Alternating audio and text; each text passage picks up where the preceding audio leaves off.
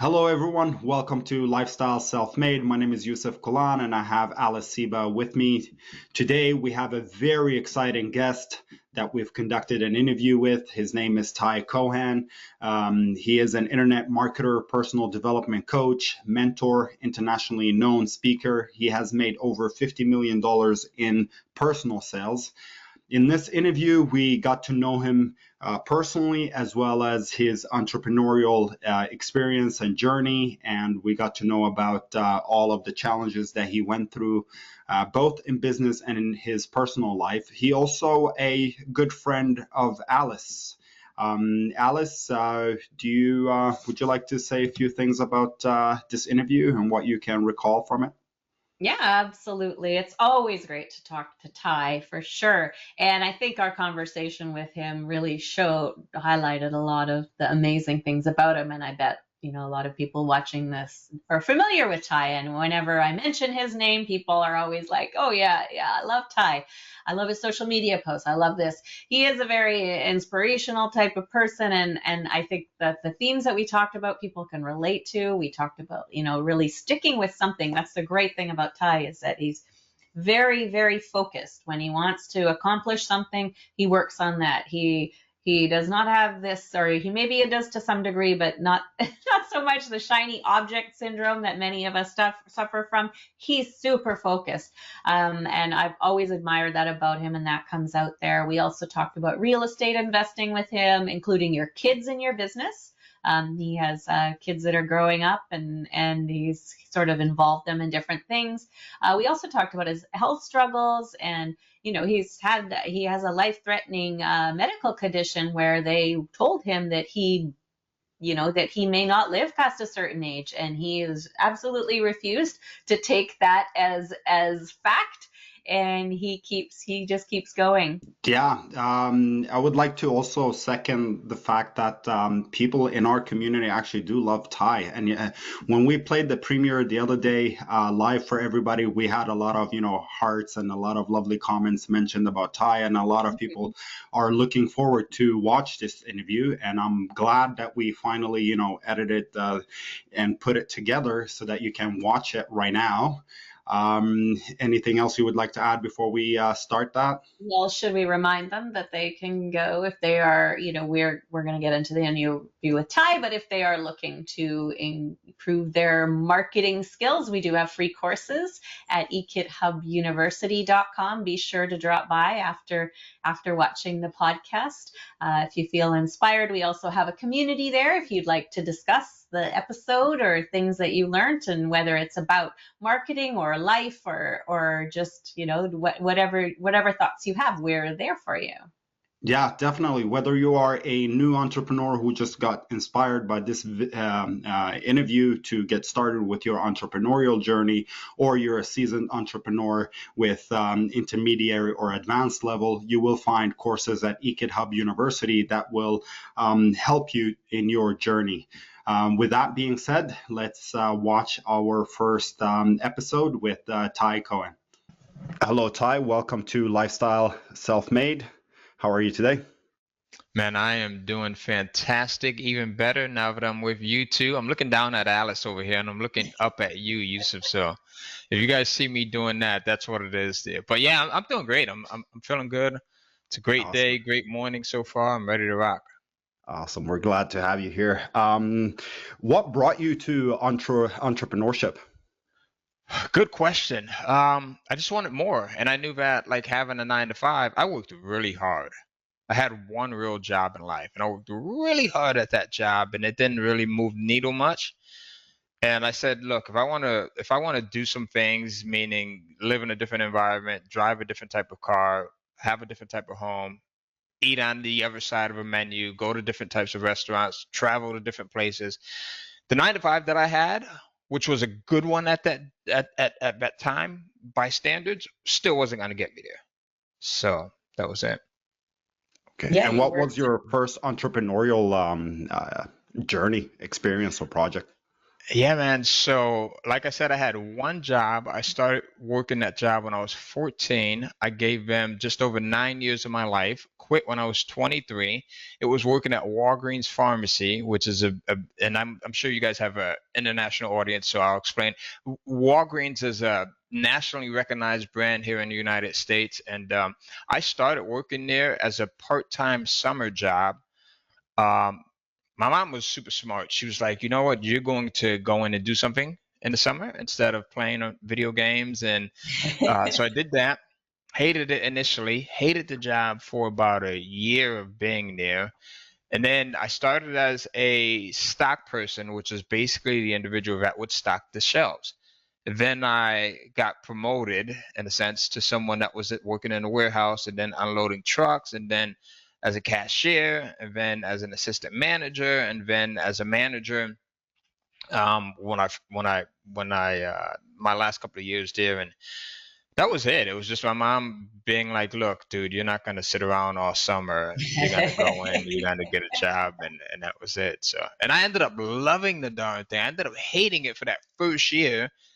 So I was the smallest kid there, and I was determined. I had like this Napoleon complex. No, nothing against anyone that's short, but I was short, and I'm like, I'm gonna beat the heck out of everyone else that's bigger than me, that's brawnier than me, that's taller than me, and I'm gonna work harder than them. I'm gonna work longer than them. And my supervisors saw that I put the time and the effort in. So guess what? They gave me more work. And Mm. that caused me to not really like it. I'm like, it's not fair. I'm the smallest guy here. You're So doing too good of a job. But I think that's that was really it. great because what I've seen about you, and I know our mutual friend Ron Douglas always comments Yeah. about you that you really stick with things. You stay focused, and that I mean that's a real like in your business we've seen that, but that story about your employment also like that you're loyal to that, and you just worked at it and but luckily, you ended up somewhere else, right? Because that doesn't sound like, that would be a satisfying job. What about when you were a kid? Like, what do you think about being an entrepreneur or? I did. I actually did. So here's the thing, and so remember I said I stuck with that job for 9 years. I actually did. I ended up liking that job, and here's the reason why I liked it. I liked it because I like people, right? I like Mhm. variety in people. I like different ethnic groups. I like different ages. I especially learned to love like speaking to. I'm 19 at that time, so if you were 30, you were ancient to me. So I loved speaking to the older 30-year-olds, right? And then the 40 and the 50 and 60 and 70-year-olds that came in, I was able to get so many life lessons from them. Like I would literally be in hours talking to these 70 and 80-year-olds who would just share things, and I thought that it was the coolest thing ever. So that job was bittersweet for me when I ended up quitting Oh, it, but I ended up quitting it because I had ended up starting one of my first businesses at 19. I had ended up getting the business to a point where it was doing really well by the time I was 20. Now here I am, 20. I've got this business that's doing well, and what I mean is I'm doing about $30,000 a month with this business, selling Barbie dolls and old GI Joes from the '60s and Disney wind-ups and collectibles and Mego dolls and all of this stuff. Now here I am. I'm 20 years old. I've got a business that's successful. I'm still working at Walgreens. Here's the reason why. Because even though I was successful with it, I didn't believe that you could have this independence. And there's people that are here right now that are probably watching this thing, and you've got this thing and you're holding on to something else because the security is in that other thing. Right. So I had my mom and I had other people telling me, look, you're invested in the stock purchase program with Walgreens. You've got medical, right? You've got insurance, you've got all of this other stuff, right? And I'm like, but I'm making 30,000 a month here. At Walgreens, I was making probably about 3,000, 3,500 a month. mm-hmm. So 10 times more, but I'm holding on to the security. So it took me 3 years to quit that job because of that. I would go in and my supervisor's name was Jerry Press. So I would go in and I would tell her, Miss Press, I'm going to quit this job. I'm quitting. I'm giving my 2 weeks. And they would say, Ty, could you just hold on? Could you just Oh, and stick with you. us? And me being a nice guy and not wanting to really quit because of uncertainty, right? So one of the most basic human needs is certainty. So not having that certainty, I'm like, yes, thank God she asked me to stay on again. Because I really didn't want to quit, right? So Oh, you get it? So that was it, right? So it's sometimes we'll have these things in our lives where we know we should be going in this direction, but the hardest thing to do is to cut off everything else that's keeping us over here. Even though, but it's a Pareto principle, right? The 80% could be over here, and it's just this 20%, right? So Mm. yeah, I, you I must kind have of been. I kind of recognize myself there as well. It took me a I while did too. to quit my job because of the security. Although I was making more, yeah. from my entrepreneurial projects, but for some reason I did not feel comfortable to cut the ties with my job and focus on my business alone until later on I summed up enough courage to do it. Um, so for the people that find themselves in that predicament, what would you recommend to them? You know what? I would actually really listen to your heart. I would listen to your heart because, Steve Jobs used to talk about this, right? It never lies, it never fails you. And I think what happens is as we get older, we start to get a little bit more reasonable. We start to kind of tune out our heart. But if you listen to, like, there's times when I know I should have left and I'm listening to my heart in a sense of, but they need me. There's no one else that can do the job as well as I can here, right? The same battles that we have as entrepreneurs. I can't hire someone because there's no one else that can do it as well as I can, right? They're not going to. So those same issues there, and listening to your heart, but also not listening to people who are not in the position that you want to be in, because oftentimes it's the people. Nothing against the people that love you because they love you and they don't want to see you fall, they don't want to see you screw up, right? So they're like, there's security there, and there's foreignness to it. Very few people that you may know in your immediate circles, family members, right, your friends, your neighbors, that are going to go in and take that leap and quit their job that they've been at for 9 years to just do this thing where they're 100% responsible for it, But right? you So I must was have been listening to those people. exhausted though. Like, weren't you What's that? tired? Were you What's not that? tired? Working too hard? Say that Tired? again. Oh, you can't hear me. Can you hear me now? I Is can it hear you, yeah, but okay? I Okay. think I said you must have been exhausted though. You were working so hard. Or you just have this endless energy. yeah, no, it wasn't at all. I'm Really? smiling. I'm smiling because my mom used to always say, "You need to get some rest. You need to go in Oh, and rest." And I used to be like, "Rest for what? Like I don't feel a bit tired, right?" So, and but you no, had children at this time, or one child, or no, I hadn't had any kids at that okay, time. okay, I didn't have my first kid until I was okay, 27. I was, oh, yeah, okay. yeah. But it goes, look, it's doing what you love. I think that when you do the things that you enjoy, like I enjoyed working at Walgreens Pharmacy, those last 4 or 5 years, I really started to enjoy it because of the people that I got to work with and the people that came into the store, right? Those conversations that I had. I still use those conversations and some of those insights to this day. And then working the business that I had, it was a company that I formed called Planet Toys. And me and my younger brother, Michael, I lived in Connecticut and we would drive up and down the East Coast going to these events and seminars and conventions, and we would set up shops on the weekends. That was like the ultimate fun because I got a chance to talk about my passion and people paid me for it. So I'm like, can we do this again next week and the next week and the next week and the next week? So I think that's the importance of things, right? Is finding something that you love and then just like going hard at it because that's where the energy comes in. Yeah, for sure. Yeah. I like you. There's another parallel for you too, Yusuf. Like one thing Mhm. that kept you at your job as well was you like talking to different people, and you got to meet like interesting people. And I also maybe asked, "Are you like that's?" Yeah, I you're would right. be tired. I don't know how you guys do it.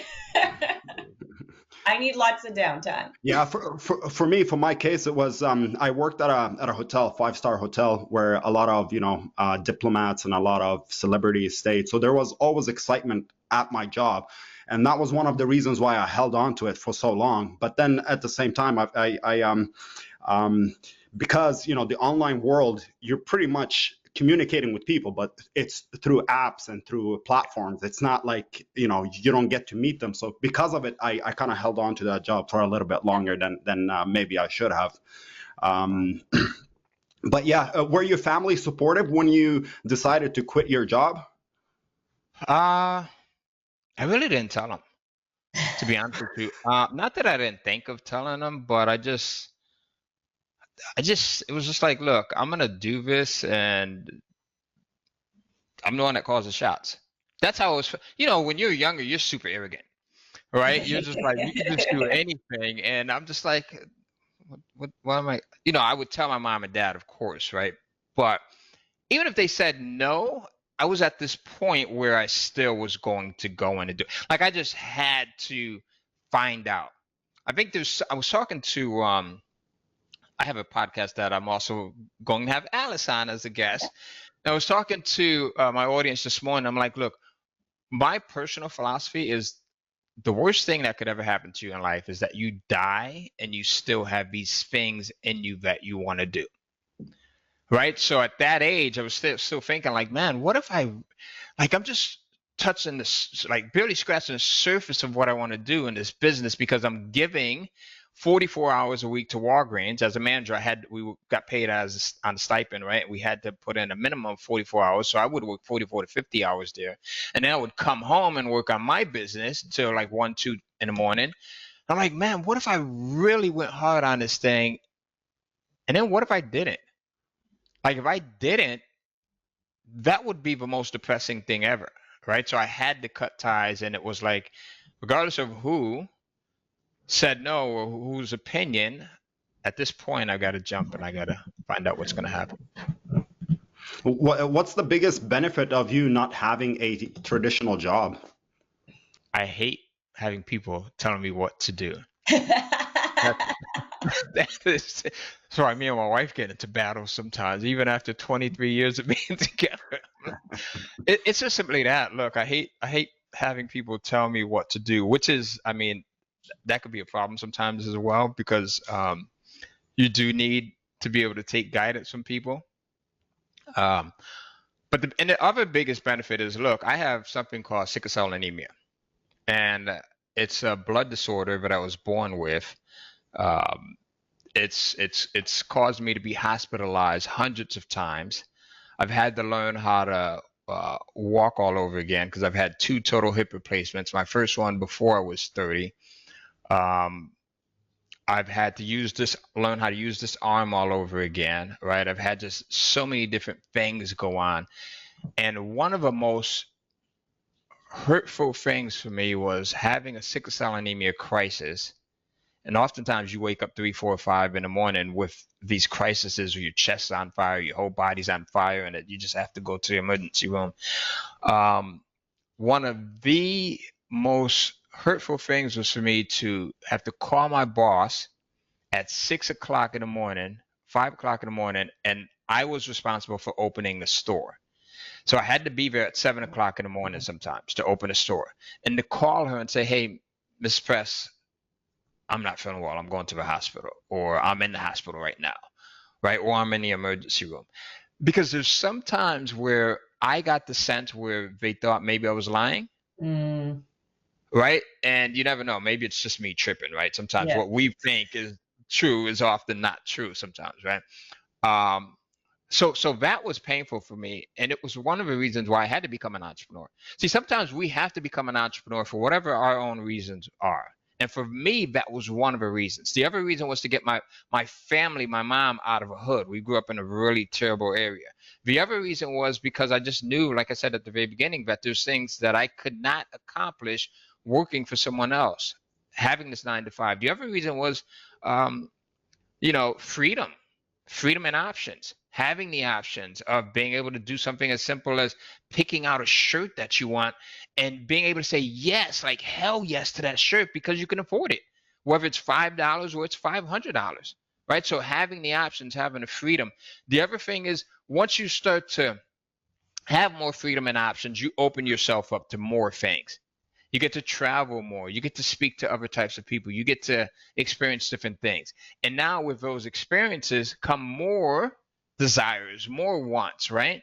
So as you start to climb this ladder, you start to see more things. And as you push yourself and you start to tap into more of your potential, you realize that, look, the sky is the limit. The only limit is literally between this thing right here. So that was part of it there. And it's every single day I'm thinking like, Ty, man, what am I being too comfortable in right now? As a matter of fact, on my bathroom mirror, I have in a glass marker, be comfortable with being uncomfortable. Right? And underneath that, question everything. Right? And underneath that, I've got one of my favorite sayings by Wayne Dyer, the late Wayne Dyer, who says, be open to everything and attached to nothing.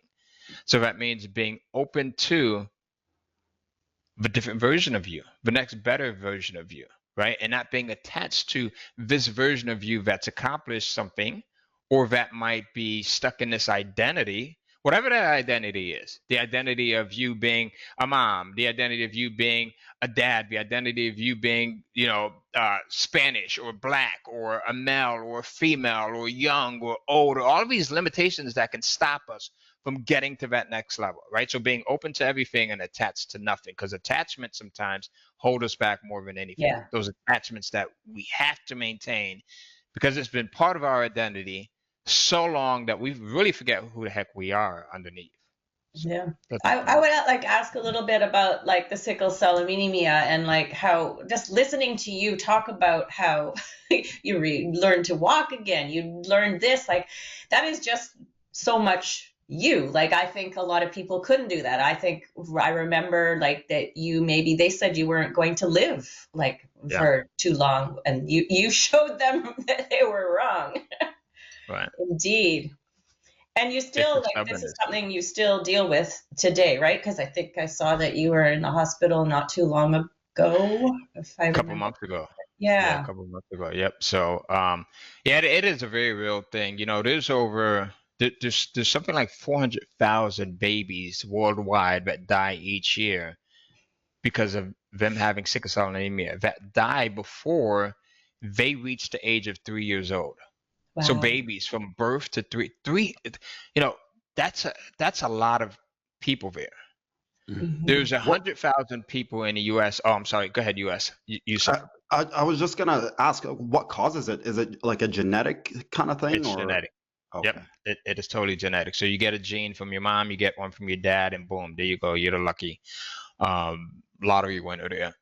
And it is. There's so many different complications to it. But look, part of it is also, and I speak to people that have sickle cell and also other illnesses, and I tell them, look, you want to be smart, and you listen to your doctors, you listen to your physicians, but you also listen to yourself. And you don't. It goes back to the identity, right? Because you can create this identity of I'm limited. Most people with sickle cell anemia are super limited in what they do, right? The doctors will tell you don't exercise. The doctors will tell you don't work, right? The doctors will tell you you're not going to live long.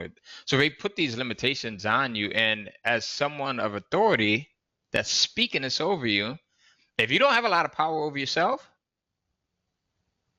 then it's hard to pull away from that. Right, so I will tell people, just like I tell entrepreneurs and people that want to become entrepreneurs, the first starting point is you and the stories that you're telling yourself. Like, what do you truly believe about yourself, and what do you believe about what's possible for you? And you start to stack those things. All of your bonuses, when I say bonuses, I mean the things that you've been able to push through.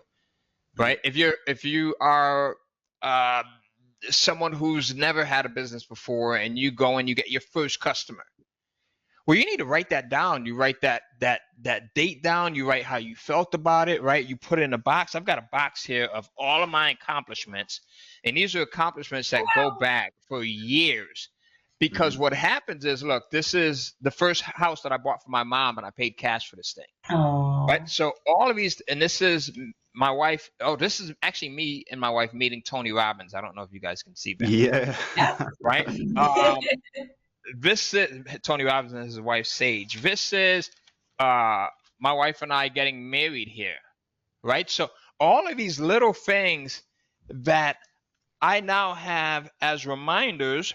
This is us donating to St. Jude's, right? So we donate every single month. All of these little things that are reminders, and there's tons of them that's in this box, but I can go back to whenever my self-confidence starts to wane, which happens to everyone. Mm-hmm. Whenever imposter syndrome starts to sneak in, which happens to everyone. Whenever the doubt starts to sneak in, which happens to everyone, and you start to think, oh my God, I can't do a podcast like this. Alice can do it because she's got blonde hair and she's got these cool little glasses, and Yusuf can do it because he used to work in this 5-star hotel, and all of these dividers that we create. Then you can go back to your box and you can say, you know what? I am a badass because remember I did this. I got my first sale. Remember I did this. I walked for 5 miles. I did this 10K. I never thought that I could do it. Remember I asked my significant if she would marry me or if he would marry me, and they said yes. That was one of the most daunting times of my life. So our memory works to a point where it doesn't serve us as well as it should. It'll remember all the things that we screwed up at, all of the girls that said no, all of the times we failed, right? But it hardly remembers all of the good things. So that's why we have to help our memory by keeping these reminders, and we can go back. Oh my, are you serious? Like I did this? If I did this thing right now that I'm looking forward to is a piece of cake. Yeah, I love right? that. So I need a box. I mean, I have photos and stuff like that, but collecting those little things, that's great. Yeah, I use like a journal to write down like the most important. I don't journal every day, but I write down like the most important events. But I'm also like a visual learner, so maybe I should have like pictures in a box somewhere, because that could probably help me to remember things and stuff like that. So Yeah. you mentioned you grew up in the hood. Whereabouts and how was it growing up there? Yeah, so I grew up in, and I want you guys to Google this because when I tell you these two things, they're going to seem like total opposites. So I grew up in Connecticut, but I grew up in Bridgeport, Connecticut. So Google Bridgeport, Connecticut, and then Google Father Panic Village. So that was the housing project at the time, Father Panic Village, and you'll see how notorious this place was at the time. So we grew up in Building 8, Father Panic Village. I lived there until my early teens, I want to say. And it was a place where, look, state troopers were afraid to come into, police officers were afraid to come into. Unfortunately, an officer actually lost his life going into that project there, right? That's how bad it was. I mean, shootings every single day. You would see drugs being dealt, heroin and crack. And this is in the 80s when this stuff was really bad at that time. And because we were so close to proximity to New York, right, we're 30 minutes away, you get a lot of element that comes into New York and you get a lot that goes out. And then we were right by Boston, and you just had in New Jersey. So you just had this nice hodgepodge of things there. So that was my reality growing up, right? Think about this. Like, consider being 12 years old and being told that you're not going to live past the age of 17 because this disease that you have, most people don't live long with it. So 12 years old, I'm hearing that. I'm hearing my doctor and my mom talk about that outside of my hospital door as I was hospitalized because I was in the sickle cell anemia crisis, and I had been in the hospital, Yale New Haven Hospital, for 3 weeks at that time. So I'm hearing that outside of my door. Then I get home, and a few months later, my older sister Gwen, who also out of 6 children, it was just me and her who had sickle cell anemia, she dies from sickle cell anemia in her early 20s. So now this becomes even more of a reality for me. So, and growing up in this neighborhood where I'm at, where all you see is destruction. So I'm like, I'm not going to live long. I'm going to live to 17, 18 years old. I might as well go have fun. So taking part in a lot of destructive things that were not beneficial to myself or to other people, because that's the reality. So I think that's why it's so important for children, you shape their realities. Because if you're not intentional, just like as adults, if we're not intentional of shaping our realities, there's outside forces that will shape it for us, right? Napoleon Hill talked about this in his book, Outwitting the Devil, where we go through these daily routines where we're just drifting every single day doing the same thing, unless we're intentional about setting up our environments as far as where we're working, setting up our environments as far as who we're talking to, the things that we're putting into our mental space, the things that we're putting into our body. So um, it's super, super important. I know I got off track with your initial question a little bit, but I wanted to kind of carry that over so that people could see the importance of, the environment altogether, good or So bad. it sounds like maybe also, so you went down that path, but what kind of turned you around? Was it your mom making you get a job, or what was it that No, you kind because of switched your mindset? that was a good question. I thought I was slick as a kid. So you ever have this kid who, that's why I always tell my wife, I'm like, the good kid that comes by, he's got the smile on, he looks good. You got to watch that guy. Because that was me. I thought I was slick, and I'm thinking, my parents have no idea the stuff that I'm into here, right? Because I was working early at an early age, but I was also doing other things that were not conducive to me. The thing that changed me around, to be honest with you, was reading a book by Les Brown. This was one of his first books. It probably had to be his very first book. My mom and dad were separated, and my father was smart enough to come by the house every weekend and pick me and my younger brother up to take us to church. And my father was a blue collar guy, so he worked as a construction worker.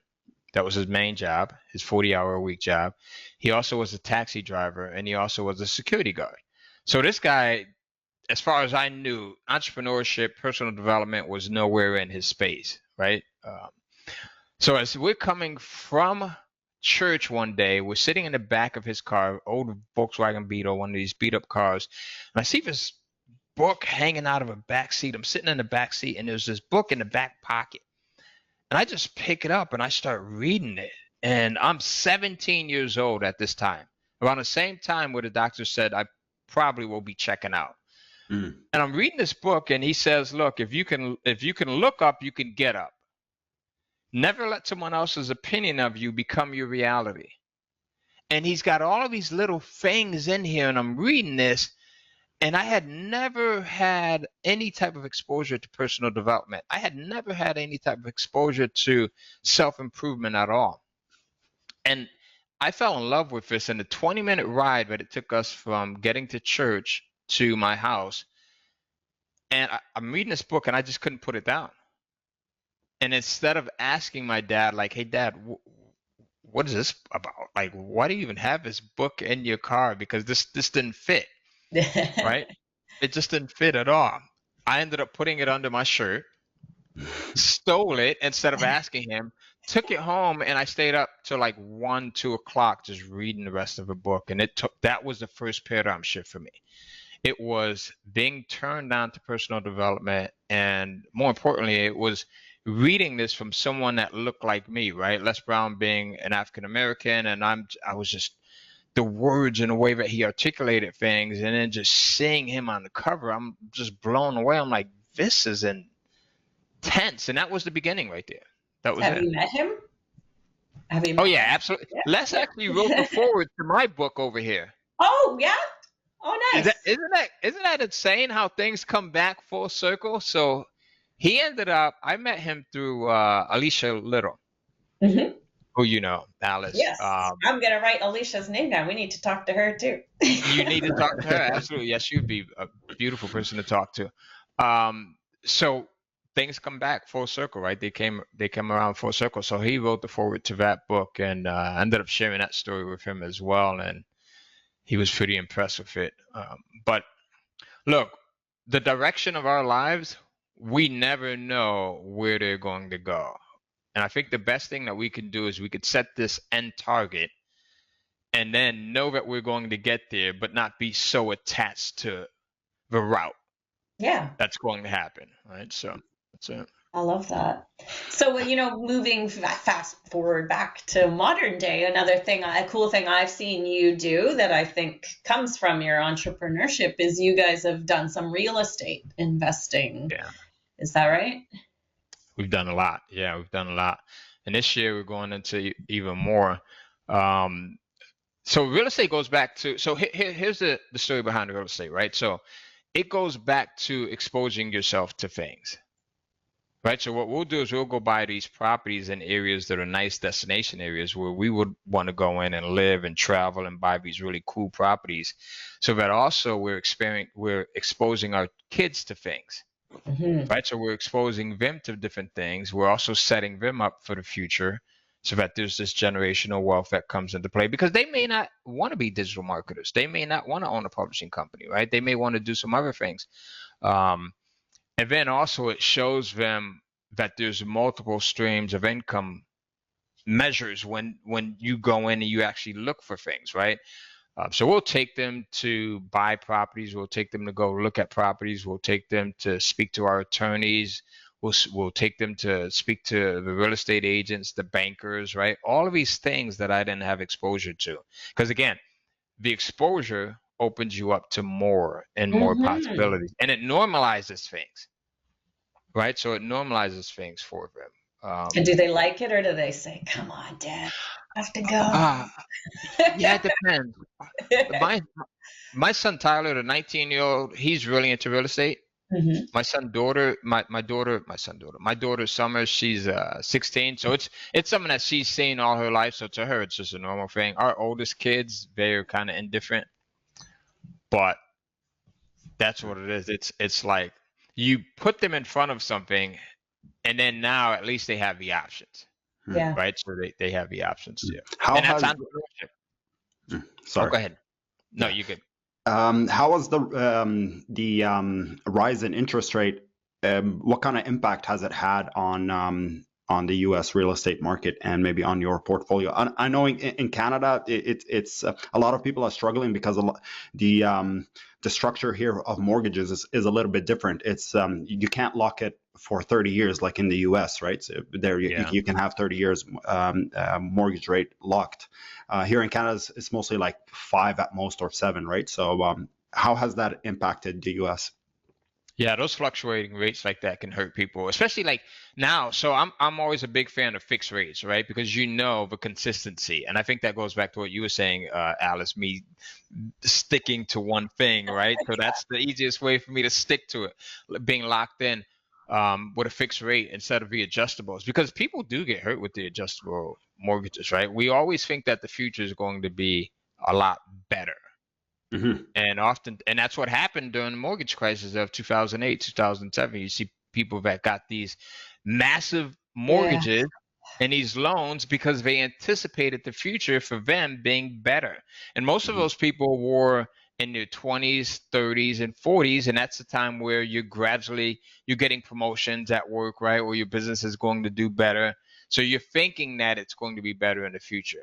Right. So for us, that's why when she asked, I said, we're going to start investing in more again, because over the last year, we've kind of paused things as far as investing because of the interest rates have gone up. And I think that over the next couple of years, especially once we get a new president in, and I'm not going to tell you which president I'm looking forward to because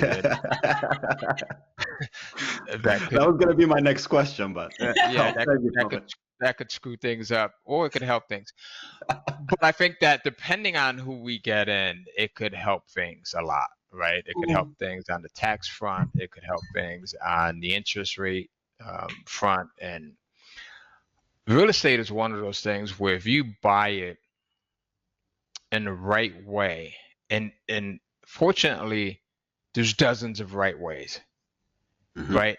But if you buy it in the right way, you can really have peace of mind. You could do well with it. So our criteria when we're buying a property is, number one, it has to be a destination area. Traditionally, it has to be something that's been a tourist destination area, and it has had to be a tourist destination area for at least the last 10 years or so, because that means that the local economy is dependent on tourism. Right, coming in, the laws are not going to change. There's not going to be any drastic laws or anything like that, as you see what happens in like New York now with Airbnbs and things like that, or you see it in Atlanta, right? Because those were not traditionally destination areas. So destination areas being like Destin, Florida, Myrtle Beach, South Carolina, Pigeon Forge or Gatlinburg, Tennessee, right? So all of those areas where we have properties at. So that's the first thing. The other thing is there has to be at least 10 million or more people annually going into those areas. So that there's enough to sustain your rental property, because people will go in and they'll buy rental properties in areas where there's not this massive influx of tourists that are going in there vacationing every single year. And then it's you've got to kind of fight to the bottom, meaning you're lowering your price points, right? Because there's a limited number of people. And then the third thing is it has to be a place that we are crazy about staying at. Like our children are crazy about staying you at. use the property, right, as well. We use the hell out of it. Yeah, we use nice. it. Right. So we've got a couple of cabins in Tennessee that we go to. We had them built from the ground up. We've got beach properties in South Carolina. So yeah, they have to be places where we go to and we feel good about going there. And then the fourth thing is they have to be self-sustaining, meaning the rentals pay for the HOA, pays for the mortgage, pays for, anything else, all of the other expenses. So now that property appreciates because someone else is paying for the appreciation. They're paying for all of the expenses, meaning the renters that come in, right? And now we get this asset down the line that our children get to enjoy decades, from now. So that's the four criteria right there. So now back to you working so much. Are you managing everything, or is your wife involved in that part more? Or Yeah. So when do you sleep? No, my wife manages our rental property, so she definitely does that. Yeah. But look, Alice, you know what the beautiful thing about it is? So you know how we're used to like autoresponders, and we're used to it's the same thing in a rental space. Right. It is exactly the same thing. So as she's going through the apps and she's got these, messages that are all automated and check-in messages and checkout messages. And I'm like, oh my God, like we've been doing this in the IM space forever. Yeah. The same exact thing, right? So it is actually, it's pretty simple once you dive into it and you start to get used to it. Mm-hmm. If you could go back in time, is there anything you would change with your entrepreneurial journey? Yeah, absolutely. Great questions. There's a couple of things I would do. I would start investing in real estate a lot sooner, like a lot sooner. In my teens, I would start doing it.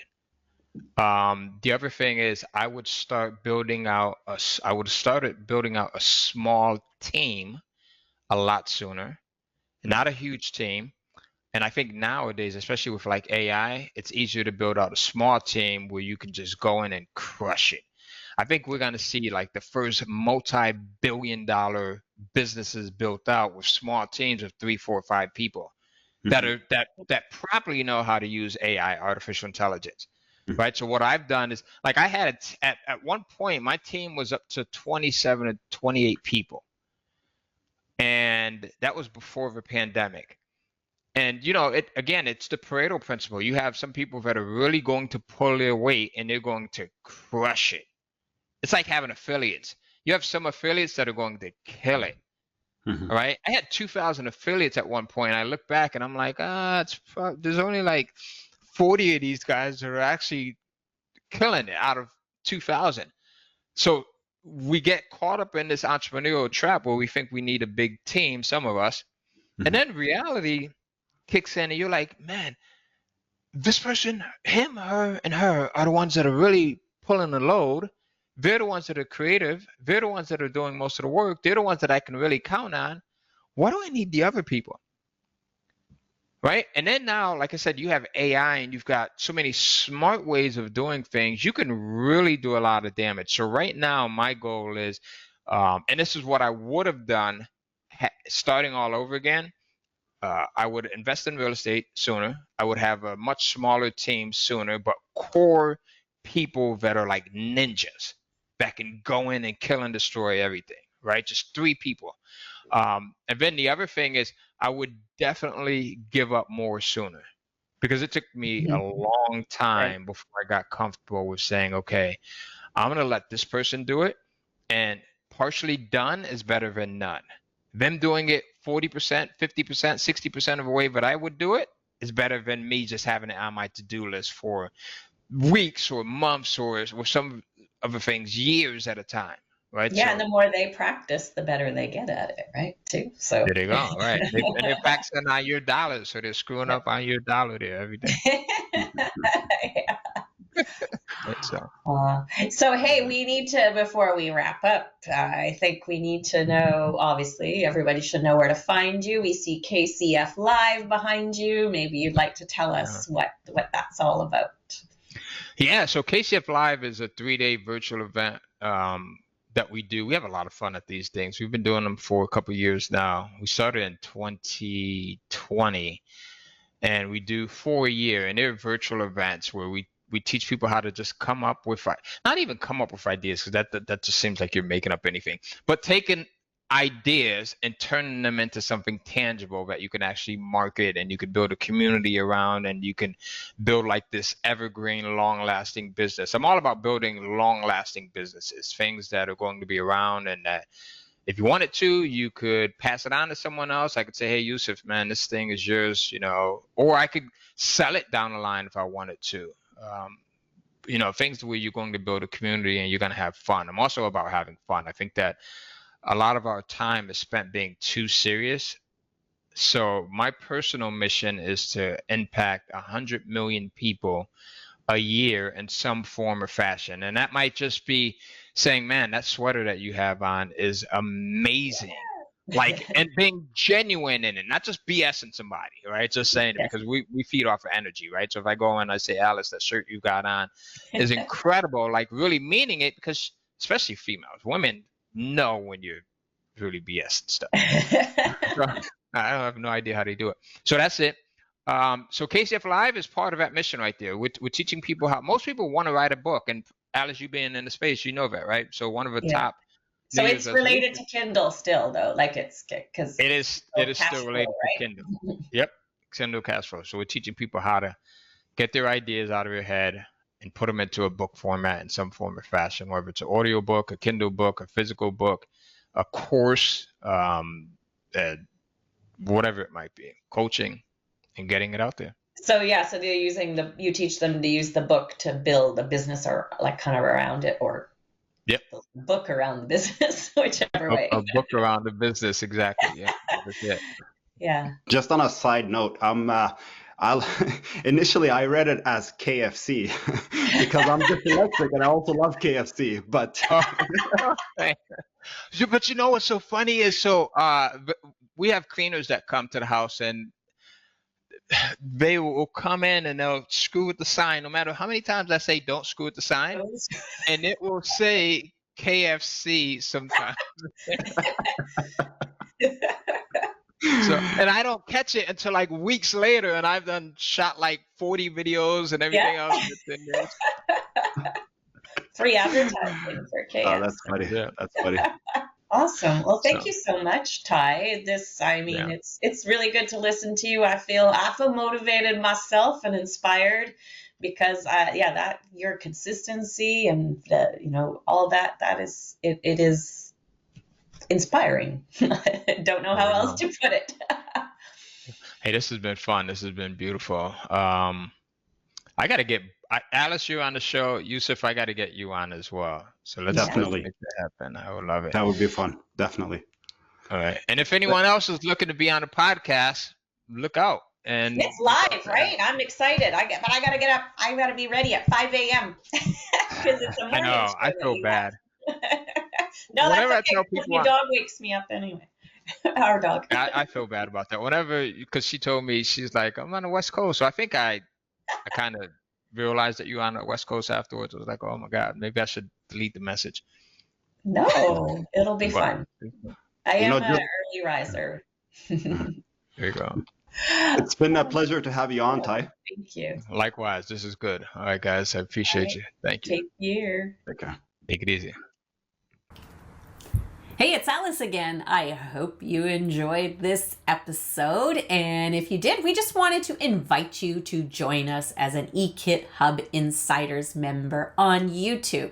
As a listener of our podcast, you probably have already subscribed to the channel, but there is an opportunity to join the membership, which gives you extra member perks. And if you're a regular listener of the podcast, or you think you might be, there's an extra special perk in there for you as well. So when you go under any of our videos, you'll see the link to join, and that will give you the opportunity to join the eKit Hub Insiders Club. It will show in your local currency, but it's an affordable way to support the channel so we can bring more guests and also do all the marketing tutorials and things that we do for you as well on this channel.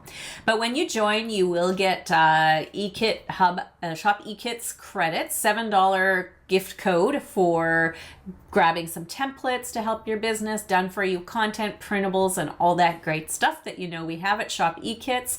You also get 10% off our new eKit Hub group training programs.